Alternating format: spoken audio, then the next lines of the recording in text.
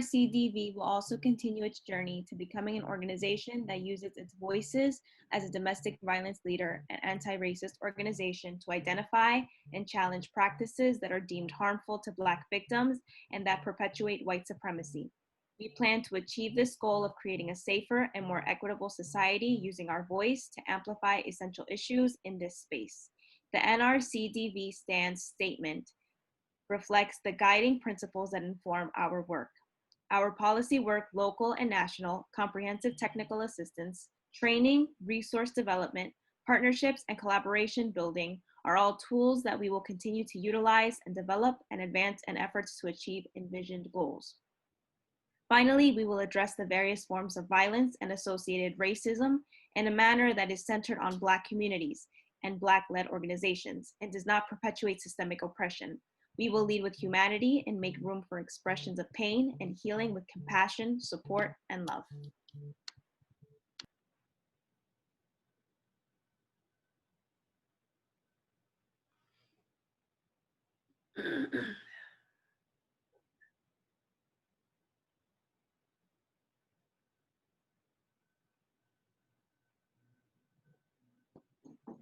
Lilibeth, you want to pick up? Mercedes might be having issues. Well, that's the end of the letter. Yeah.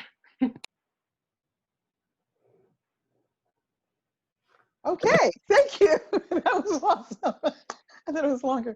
Thank you all for reading that. It was extremely powerful and so very, very important.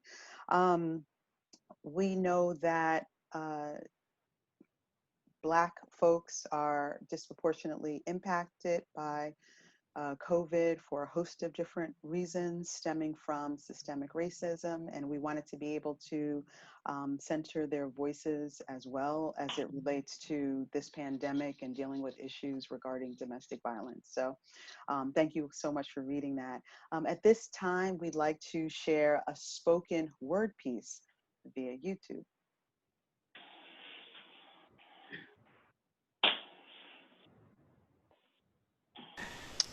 Hi, I'm Poetic Epiphany. 1-800-799-7233. It happened before Christopher Maurice Brown.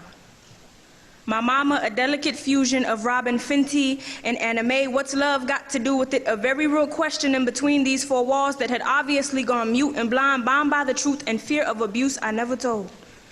I never got on stage and recited this side of my truth I was afraid to spoke, or be one in this twisted wheel of life. Coming from a family full of secrets, outing one was punishable by exclusion.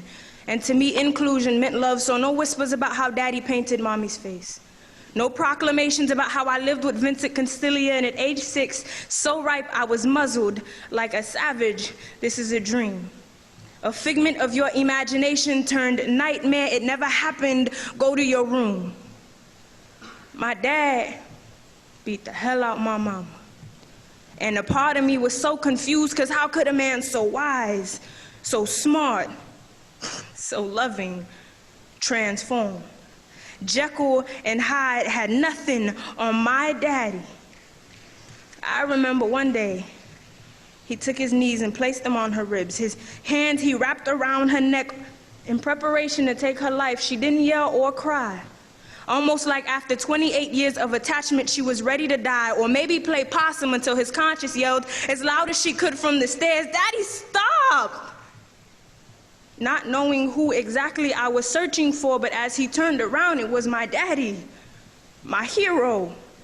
So I never told. Can you imagine the chip on my shoulder when she says she stayed for the kids? Do you know what it feels like to be the reason your mother died while still alive? She stayed for the kids.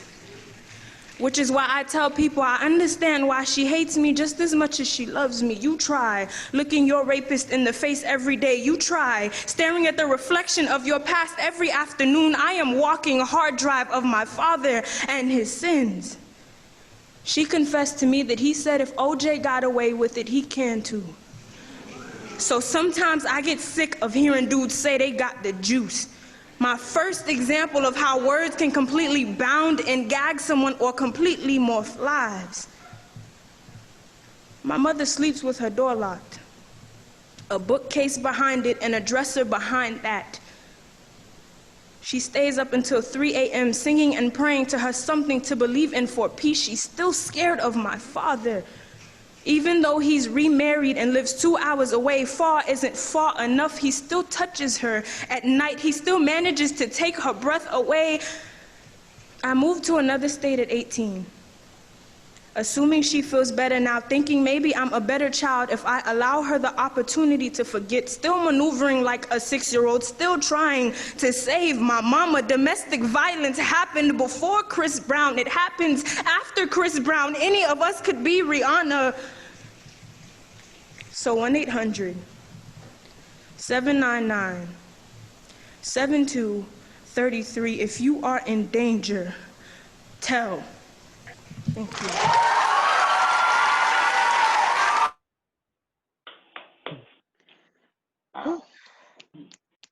Powerful, powerful. I'd now like to introduce Crystal Mateo, who will introduce our speaker for this afternoon. Hi, everyone. Now it is my pleasure to be able to introduce the one and only Margret Abrams. Margret is a domestic violence response team coordinator for WomenRising and a nationally accredited domestic violence intervention specialist. She is also an amazing colleague and community partner that we have been thankful and grateful to have worked with for many, many years. So please help me in giving her a nice warm welcome to Margret Abrams. That was an amazing introduction. Thank you. Thank you so much. Am I coming in clear? Just if I get a thumbs up? Okay, all right, I got the thumbs up. So this could not have been possible if it wasn't for all the sponsors and Venida and all the collaborations with the different partners that are here also participating. And on behalf of WomenRising, I thank each and everyone that is not only here attending, who has joined in to give the support, educate yourselves on, this new world that we're living in right now with COVID. So I'd like to introduce WomenRising to you. We are a community-based organization. We're a nonprofit. We are for women in Hudson County. We do provide services to any domestic violence victim survivor anywhere they're at. We're not gonna, close them down. We'll get them the resources they need. But WomenRising assists women and their families, and it's really important to understand that, some people kind of get from us that, oh, you only provide services to women and children. No, we provide services to the male community as well. So we help them to achieve self-sufficiency and live safe, as safe could be, productive and fulfilling lives. And how we do that is through, our community partners, social services, economic development, the advocacy services. We wouldn't be able to accomplish all that we accomplish if it wasn't for collaborations, if it wasn't for joining forces with other organizations, because it's not just one organization that's going to impact, when our clients come to us, it's not, domestic violence might not even be that primary issue. There may be other issues that are far more greater of importance to them than the domestic violence. So we're addressing little pieces.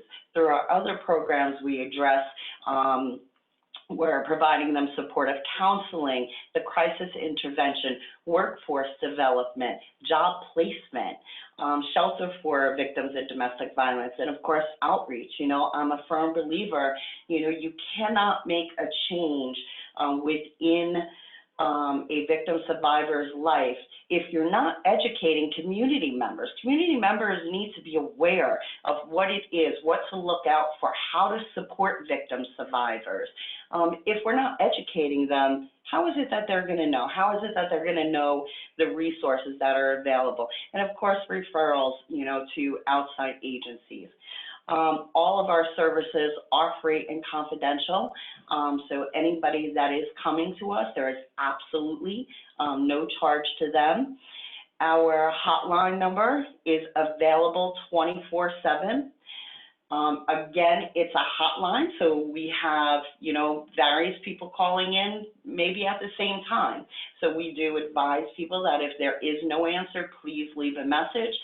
They would get back to them. If anybody is interested in looking up more about WomenRising, we do have a website, very active on different social media outlets, Twitter and Facebook and all that good stuff. So that's a little piece about WomenRising. On average, we provide services to about 12,000 clients per year. 3,600 individuals in 1 year had received immediate assistance. So that was, they walked in and they were provided services right on the spot. 1,500 women and families received counseling within 1 year. Approximately 1,200 women received legal option consultations. Approximately 200 women and children were provided with safe house placement. Approximately 350 call-outs were responded to by the domestic violence response team. And there were, in 1 year, approximately 100 community education events that we have participated in, and 150 individuals received job placement. So that's why WomenRising is here. Although we've been in existence for over 100 years, because prior we were formerly the YWCA. So we've been in existence for over 100 years, but yet there are still people that have no idea who we are or what we do. So this is what it's so important to be out here and to be sharing what it is that we do. And so, I appreciate and I'm honored to actually be here today. So everybody has been impacted in some type of way with COVID, whether it was through the government shutdowns, through isolation, through feeling as though you're distanced from your family, and there's like this whole, I don't know how to say it, like the pandemic really took hold of everybody's life. But in reality, everything that we experienced through this pandemic, through the shutdowns, through the stay-at-home orders, that's what victim survivors endure every single day of their lives. Except it's not coming down from the governor or from, community officials. It's coming from the person that supposedly loves them. We saw the increased isolation. So during COVID-19, when the schools closed and, they weren't permitted to, leave the home or go to family members' homes because maybe there were elderly people there. And so that definitely there was the increased isolation where they had to remain home with that abuser. So they weren't going to drop the kids off at school, and that dialogue, that communication wasn't happening with other moms or the teachers or the counselors, with the children being able to speak about what's going on at home. Now the children were also remaining in isolation and home with no outside assistance. So we do know that the children remaining home, they are at greater risk. The minimal support system contact, again, it's, maybe when the abuser would leave out for work or, they had extracurricular activities to do, just speaking to that neighbor, just picking up the phone and being able to have that private conversation to say, this is what took place last night. This is what I have been enduring. Maybe during COVID, they just felt like, you know, okay, I would normally be able to do this, but now I can't. I can't even reach out for help. And the abuse has escalated because we know when we add additional levels of stress into an abusive relationship, it's going to escalate that abuse. The abuse, it's gonna maybe, and I'm not minimizing abuse, but if it was verbal and psychological abuse, which that's just as if not more damaging than the physical abuse, but if it was at that level, then we're adding the stress to it. We may be adding another additional level of alcohol abuse, drug abuse, any kind of addictive behavior. Now you have an additional level added to that. And here, these victim survivors are 24/7 in this home enduring that, enduring the continuous sexual abuse. We've had our clients call where the perpetrators had stated to them that the police departments were closed. So don't even think about making that phone call because there's going to be nobody there to help you. The only way they knew the reality of it was when they went out to the supermarket and saw a police officer and was able to reach out to that police officer at that point. But if they hadn't left that home at any point in time, if they truly stay isolated in that home, they would have never known that the police were available because that's what the perpetrator was telling them. So during COVID-19, there were a lot of new tactics that were developed, you know, withholding hand sanitizer, threatening the victims that they had the disease and they were going to give it to them. They were going to infect the children, wouldn't allow them to go certain places because, you know, well, you're going to get COVID. We had victim survivors, I know, say to me was that, you know, they remained in the home for so long because we really didn't see an uptick in our cases until things started to slightly open up. But they remained in that home because they knew what was going on there. They didn't know if COVID-19 was, you know, running rampant within the service providers. So they just stayed there. They felt safer there, enduring the sexual abuse 24 hours, enduring the physical abuse, emotional abuse, the psychological abuse, what the children endured, the child abuse. I just recently read a case where the child was so infested with lice that she actually, I think it was her heart gave out because the infestation that she endured. Now, if she was attending school, if she was out of that abusive household, that may not have occurred. And we know that the children were enduring greater levels of abuse. And we can look at it and say, well, you know, that's the responsibility of that parent.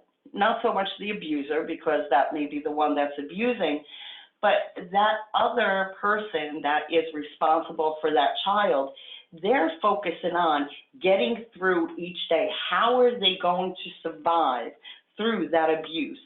It's doing whatever that abuser says so that they're going to survive that day, whether it's submitting to sex, whether it's, you know, whatever they're asking, they're going to do that in order to get through that day.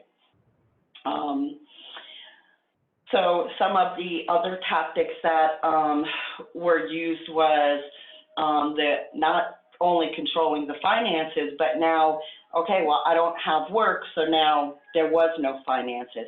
Not allowing, we had a victim survivor that the perpetrator, she hadn't had food in her home for over a week, nothing, everything.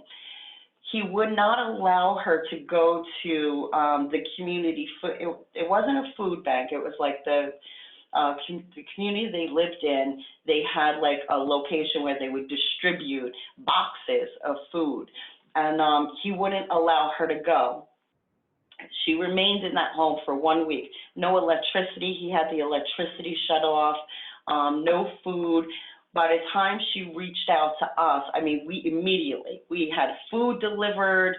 We got her in touch with the services. She actually just recently moved into a new apartment. But the tactics weren't just about, and again, I'm not minimizing it, it wasn't the norm. You know, we're so used to, isolation, we know, and making it seem as though I want to spend all the time with you. Meanwhile, they're just keeping you away from daily life, all the control tactics that they use. We were all so, I guess, used to that really COVID-19 really took a toll on us here at WomenRising. It wasn't just, thank you. It wasn't just, trying to develop new ways and how to provide services, but now how are we going to get in touch with these clients, because now they're 24/7 in that household with that abuser. How can we provide this in some kind of a safe way? It was the most trying, most difficult experience, and I've been doing this for 18 years. And it has been so difficult, as I'm sure everybody here could say, oh yes, this has been very trying and still is to this day. But WomenRising, we continue to provide those services to the best we possibly could, whether it was the client reaching out at a certain time and us getting an exact time when, we could contact them. Maybe the person, maybe the abuser left, to go walk the dog. And we would do it 5-minute intervals. And I know because I had those clients. We continue 24/7, so our workers, not only were we dealing with the impact that COVID had on, our clients, we were personally dealing with stuff too. We've lost many colleagues, which I'm sure many of you have, family members, so we had to, do a little self-care as we continue to provide these 24-hour services. Even though the numbers in the beginning were very low, which was frightening because we know that domestic violence goes underreported, but now we know the abuse has escalated and the numbers were very low. So that was alarming. The essential supplies, we're so used to, when we talk to our community partners and they say, what can we do for WomenRising? And we're like, bed in the bags or, overnight bags or any kind of toiletry items, because all of the services are free.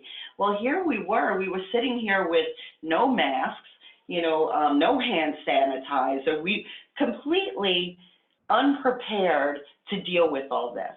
Then on top of it, we had to follow the CDC guidelines, which they said, okay, now here you used to, be able to provide clients with a safe place at 25, and now we need you to break it down to only accepting 7 clients in. That was difficult because then we had to come up with other avenues of, okay, where are we going to, refer these clients out? All of the shelters were under those guidelines. So it's like, okay, so they're working very closely with the state, with federal programs, being able to provide services where they could go into local motels, but still be serviced through WomenRising. The preparations to handle the sudden increase. We had a lot of changes take place within WomenRising. And so it was people were moving around. So additional workloads, were put on us. And here we were trying to prepare. Okay, now we're down a couple people in our department, but now we have to prepare for this, sudden increase that we know the uptick is coming. We just wasn't exactly sure when it was going to happen. So the preparations were just, constantly meeting after meeting after meeting, which I'm sure everybody else can relate to. The additional cost for VAWA compliant programs. Here the doctors could just hop on the health thing and everything's good and they're all compliant with their programs. Well, with our clients, we had additional compliances that we had to adhere to through VAWA. And they're costly, you know, so now here we are, a nonprofit, don't know what's going to happen with our funding, and so now do we add this additional expense onto us where we're not even sure if we're going to receive funding, you know, this quarter. So that was a huge concern. The cancellation of our fundraising events, one of our greatest fundraisers is coming up on the 15th this month, and it has to be virtual.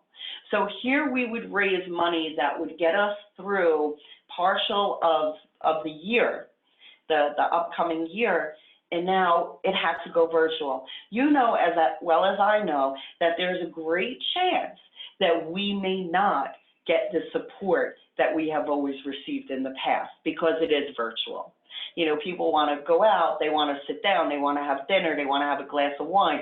They want to see our clients up close. They want to hear our clients speak about how WomenRising assisted them and helped them. It's going virtual now, you know, so that's a huge concern of us. The loss of funding. We lost funding. We had to close one of our vital programs down. It's our family advocacy program that assisted the families. These are families that were in need of these services. So what they did is, okay, so we're going to close your program down and take away that funding, but then we're going to refer all of those clients to the DCF, DCP&P, former DIFAS, already overload them with, they're already, you know, their plates are completely full with all their cases. Now you're closing down a program that was actually an assistance to them. We actually had one of our partners that we work closely with. We did a support group within Christ Hospital Counseling Center, and they lost funding. They closed down. The elimination of vital programs, people don't realize that, you know, how important they are. You know, these programs are saving people's lives, and I'm not being dramatic. This is the truth that I'm speaking. These programs are saving individuals' lives. And the employee self-care, you know, that was probably one of the hardest for everyone here at WomenRising, was really making the time, because I'm sure all of you can relate that once we went to work at home, we did staggered, you know, we allowed certain employees in on certain days, others came in on other days, but even working from home, that computer was never off, the email never stopped. It seemed as though you just hopped from one meeting to the next meeting to the next meeting, trying to figure things out, trying to figure out how can we provide these services. So employee self-care was like, okay, when does this take place? All of these meetings, it was very difficult. It was an extremely difficult struggle. So we know that we've learned with the COVID pandemic that you know, victims stay for so many reasons: the love, the fear, being ashamed, holding on to hope, being concerned for the perpetrators and their faith, and they stay for the children, and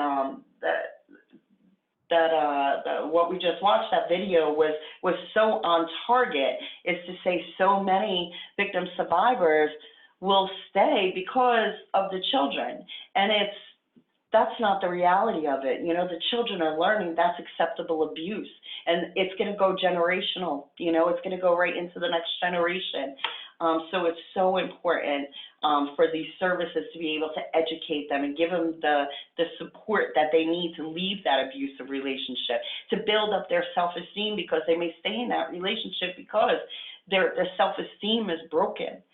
They may blame themselves, you know, and the financial stability, you know, at this point in time, with COVID hitting, it was, you know, they may have lost their jobs. Their perpetrator may have lost their jobs. Now what is it that they're going to do? There's no finances. With the fear of being outed, I mean, we know that's an additional barrier. We know that within the Black community, calling the police, those numbers are low, because they've never had, I'm not going to say never, that word is just too much. But we do know there have been issues where the Black community is not going to be the ones that are going to pick up the phone and say, I'm being abused, because the police are going to come, and instead of just, getting the assistance, giving the assistance that they need, there's additional barriers. There's additional situations that are going to occur that may be their fear. And we have to recognize that, and we have to believe them. It's just not, we can't just say, oh no, all police officers are good, not all police officers are bad. I work directly with police officers, I know that, but that's not the life that I'm living. Other people have lived and walked in a different path that I have. So we have to recognize that.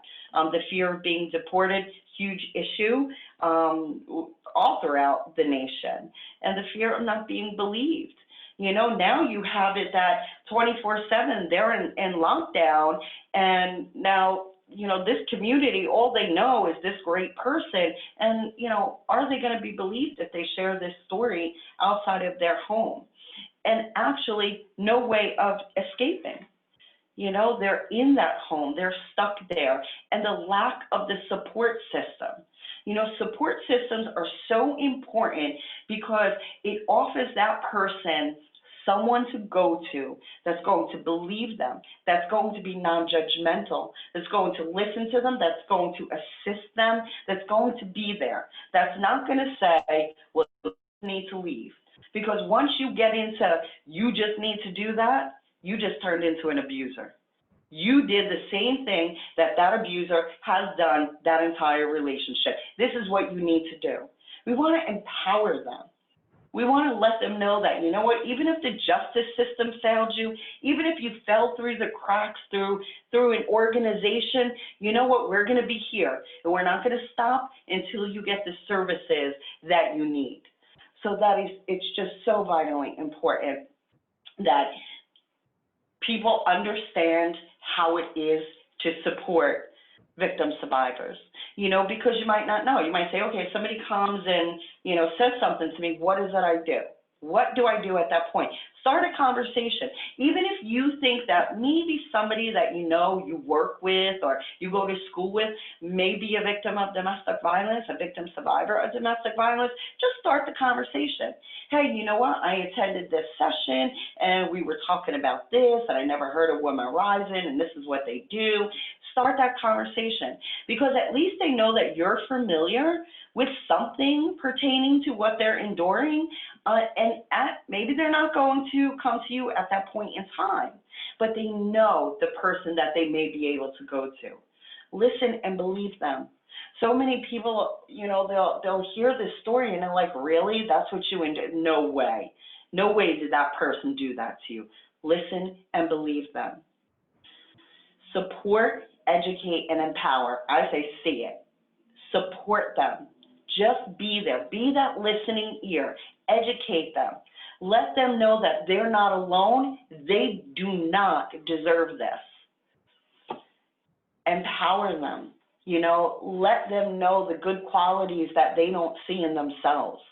And that's so important, lifting them up, giving them options and choices so that they can then say, this is going to be my choice to remain in this relationship, or now I have the resource to leave.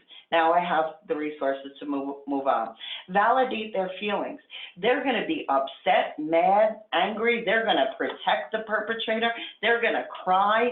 Whatever it is that they're going through, validate it. Let them know they have every right to feel that way. It's okay if they're angry. Respect every decision, and that's probably the hardest that family members, that friends, that coworkers have to deal with, is when that victim survivor says, okay, thank you for the information, but now I'm going to go back. I stayed in the shelter for a couple of days. I'm going to return now. It's hard because we're concerned for their safety. We care about them. We're worried about them. Let them know that you're concerned about them, but let them still know that you're going to be there. For the next time, you're going to be there, because statistically we know 7 to 11 times a victim is going to continuously return back to the abuser for all the reasons that I spoke about earlier. They love them, the fear, the hope. So they're going to return back. When they're going to know when it's time to get out, be that support, be there for them. Encourage them to do a safety plan. Just like, if there's a fire in the home, you know what you need to do to exit. So develop that safety plan. If there's an escalation, how is it that you're going to safely get out of that home? At NNEDV, National Network to End Domestic Violence, they have a whole page on various different safety plans. I would highly recommend visiting there. Keep the communication available. The worst thing that you could possibly do is shut that person out and say, you know what, I can't deal with this no more. I really can't. You keep returning back. Keep that communication available, because if you don't, what you just did is told that victim survivor that, you know what, the abuser's right. Nobody's going to be there for you like that abuser is. So always keep that communication available. Be attentive to the triggers and the flashbacks and the panic attacks, because it's going to happen. It could be a smell. It could be someplace that you're driving by. It could be a certain location, a movie, or a phrase. It could be a shirt, a design on a shirt. Just be attentive to it, and support them. Help them get past it. Help them to feel as though they're in a safe place at that moment, and absolutely recognize your limits. If you're supporting a victim survivor, know your limits. And that's what WomenRising is here for also. We're also here to support you. So when you reach that breaking point, instead of closing that door off to that victim survivor and saying, you know what, I can't deal with this no more, that's the moment that you're going to call WomenRising and you're going to vent to us. And you're going to let us know, and we're going to help support you get through that. Vanita, how am I doing? Can I wrap it up? Yes, you're doing a great job. So you can wrap it up, because there might be some folks that have questions or want to make comments before we close. Thank you. Okay. Can I now share my personal story, or do you want me to do that after the other people? You can do it now. You can go right into it. Okay, so not only have I worked for WomenRising, I'm with them 16 years, been with them for 18 years, but I am a survivor of domestic violence. So I wrote up a little thing that I, just wanted to share with everyone. So I am who I am today. It's because I chose to break the cycle of violence within my family. So I believe that my true existence is to leave my own footprint in this world, not to follow in another's footsteps. From a very young age, I was taught that children are seen and not heard. As I became older, I was taught that a woman's role in the family was to cook, to clean, tend to laundry, to bear and care for children, and be subservient to her husband, all the while not having a voice in the relationship. And if a woman tried to be heard, there would be a serious consequence, which my mom endured severe abuse all 25 years of her marriage. As I became a teenager, I was taught how a young lady was expected to act, dress, speak, and be a good girlfriend. After 5 years of my abusive relationship, I broke this cycle. And I'll be the first one to say it. It was not easy. So if you're sitting there and you're saying, I don't know why they just don't leave, it is the hardest thing for a victim survivor to do, is to end that relationship, is to walk away. You love that person. That relationship's coming to an end. The most dangerous time in a victim survivor's life is when they end that relationship and walk away, because that abuser has nothing else to lose. So they're going to do whatever it takes to gain and maintain that power and control back. I was free. Yeah, I was free from the abuse, but I was alone all alone at that point in time. My family, because I was raised in that abusive household, my family believed just forgive them, just go back. Don't mind the black eyes and busted lips. I finally found myself. I found who I was. It took me a good 2 years to find out who I really was, but I learned the movies that I liked and the clothes I wanted to wear, and I found a voice. I was able to speak. I was able to voice an opinion. I am truly loved by me. I'm married now, 26 years, happily married. He's great, he's wonderful, but I need to love me. I hadn't loved me for all them years. That's probably the hardest thing to do, because everything that a victim survivor endures in their relationship, they're blaming themselves. I lost a child in that relationship. I blamed myself for that. I forgive myself now. As an empowered woman, I have learned that vicious generational cycles can successfully be broken. I learned that love is absolutely not abuse. My past will absolutely not define me nor determine my future. The sky is not the limit, and never stop reaching. I am unapologetic for not following in another's footsteps, not for doing what my mother said I should be doing and acting the way I should be acting. I'm not sorry for not following in her footsteps. So today, I'm unapologetic for loving my outspoken, tattooed, motorcycle riding, leather wearing, goal achieving, amazing self. And I don't think that's conceited, not even a little bit, because the only one that's going to love and respect me to the highest is going to be me, and whomever your faith is, whomever that may be, your higher power, that's the only one that's going to love and respect you anymore. So I may hear me, see me, respect me. That's who I am. And thank you all so much. This was great. Thank you. Thank you, Venida. So much. Yeah, Margaret. Wow, that was awesome. Thank you. Thank you so much for sharing. And thank you for all of the knowledge and the information that you shared.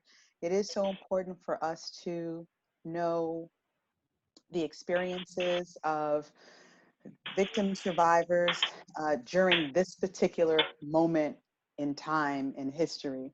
So in thinking about what victim survivors are going through now, I think as a community, it's important for us to think about how we can be supportive. It's one thing to hear, it's another thing to be supportive. So I know WomenRising is having their fundraiser coming up. We want to be able to support them, and we want to be able to support our family members, the community, and attend events like this. So does anyone have any questions? Jamila, I see your hand up. Our program actually ends in a couple of minutes, but I wanted to open up the space for questions or comments for Margaret as our speaker.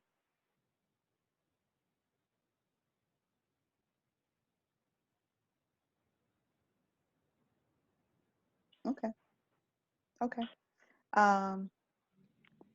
So I guess no questions. Venida, Catherine is saying, asking if she could say something in the chat box. It's open for, it's open for questions or comments at this time. Yeah. Hi, everyone. My name is Catherine Santillo, and I'm going to get emotional. So I'm head of community relations at Lord Abbott. Wow.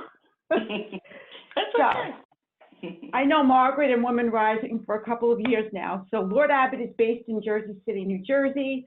We're partnering with WomenRising this month to spread the word, spread awareness, and we're really supporting them every which way we possibly can as a sponsor for the gala.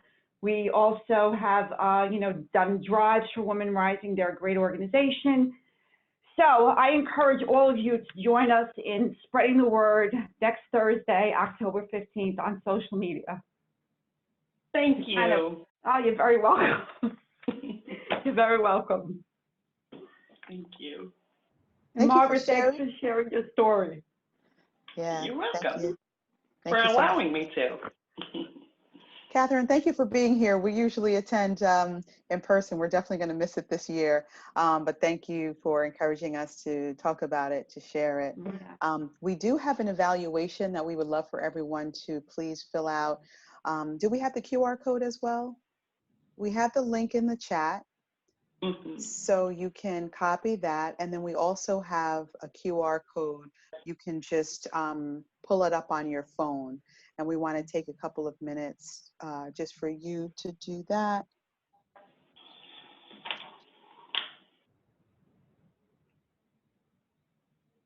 All right, there it is. So you can put your phone up.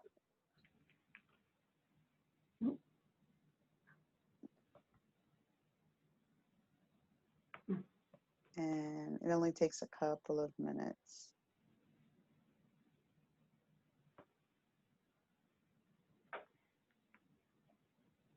I would encourage you to like us and follow us at NJCU Women CTR on Twitter, Instagram, and Facebook. We have a host of programs throughout the semester that are coming up. We have yoga next week during community hour. We have a professor from Quinnipiac University who will be speaking on women of color and coding. It's important for us to think about the STEM fields and the empowerment of women in these fields. We also have our Afro-Latinx program next month. So there are a number of different ways to get involved. Particularly, we really want our students to be involved. So, but all of our events are free and open to the community. So we appreciate the time that you took to just come out today and to share. I'll be on the line for a bit for any check-ins. So thank you so much again for being here, and enjoy your day. Thank you.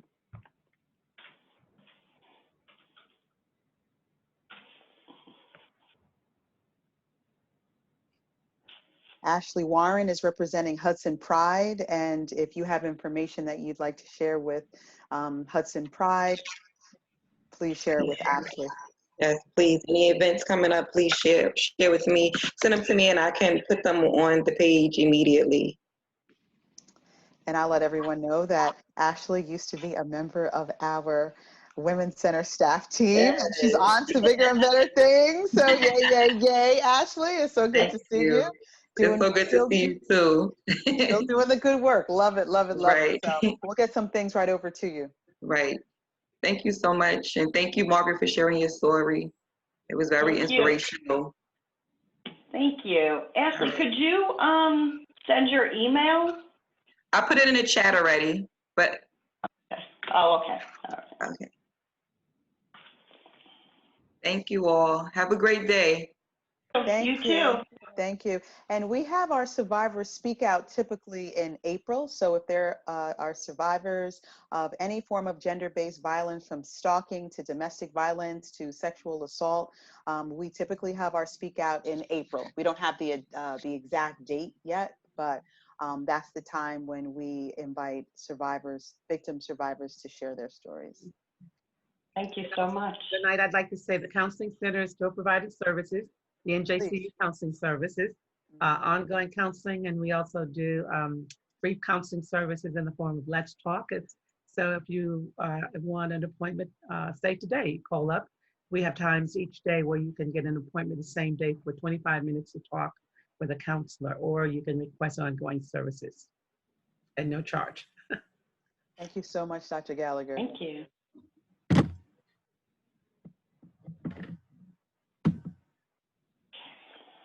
Okay, enjoy your day. I'll hold on if anyone wants to check in.